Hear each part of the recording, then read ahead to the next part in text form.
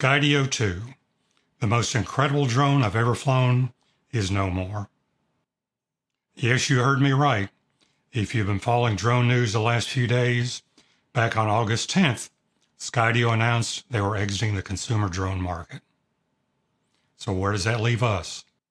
I won't read the entire blog post to you, but in essence what Adam Bryce said was their business was so good in the enterprise sector, public sector, not to mention the U.S. government work, that it made sense for them to concentrate on those areas. Even though I'm sure we'll never know the real reason they dropped the consumer market, my guess is it had something to do with cost. You know, the price point for the Skydio was always pretty competitive with DJI, and it may have been a factor that they were either not making enough money or actually losing money per unit, which caused them to make this decision. I can appreciate the fact that this is probably a good business decision for Skydio, but where does that leave us? We've owned our particular Skydio for over 2 years, and in every class I taught, I always hyped it, talked about its capabilities for tracking, for obstacle avoidance, and how if you were a solo filmmaker, a YouTuber, or anybody without a crew, this was the drone for you. I also said it wasn't a good first drone, but it was a fantastic second drone. When I put it up in the air, I never worried about it hitting anything. One day I tried to have it hover in my front yard, got on my motorcycle in the driveway, and drove down the street. Skydio slid over in front of me, tracked me backwards down the street until I turned around. When I turned around, it got in behind me, followed me back home. I drove into the garage, it went up over the roof and hovered there, and waited for me. Can't beat that. I could set it to any angle in the front, back, or sides, and it would track me without a problem.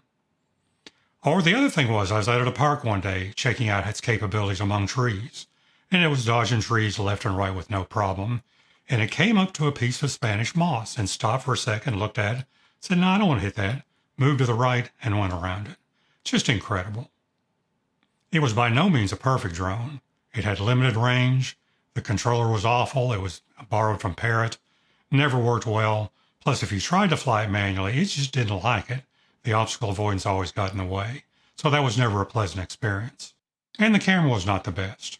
But if you used it for what it was intended for, it was just fantastic. So what's next for us? Well, the blog post did say that they would honor all warranty claims, and that they would stock parts, meaning batteries, propellers, and things like that, for as long as they could, and provide firmware updates. Well, that's kind of open-ended, isn't it? For as long as we can doesn't mean anything to me. Is that 6 months, a year, 2 years? Are we done? So we need some more information on that. But this is by no means the end of Skydio. They just said they're going to concentrate on their enterprise and public sector markets. Right now, if you go to Skydio's website and look under product offerings, there are 2 product offerings, one being the Skydio and one being the X2E, which is the enterprise version of their military offering. So that kind of makes you believe they're offering both. And if they were offering both in enterprise forms, why would there be a parts issue? We need more information on that. But also, if you look at those 2 pages, the only information you can get is by contacting sales. So are they still trying to decide what they're going to do, or do we just need to contact sales to figure that out? It appears to mean that both units are going to be available in an enterprise form. What if you are an enterprise customer? Maybe this isn't a big deal to you. What now are your options with Skydio?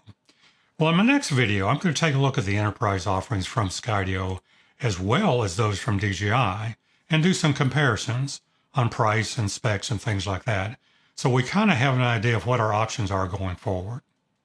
So check back for that video next week. This was certainly not one of my favorite videos to do, but it's information that needs to be out there. Hope you got something from it. Hope you enjoyed this video. If you did, please give me a big thumbs up, subscribe down below, and if you feel like sharing with your friends, please do so. That would be greatly appreciated. And as always, thank you so much for watching. Caught behind Venetian blinds, out of reach for the city lights. This ain't where I belong. Hey, look at me, man.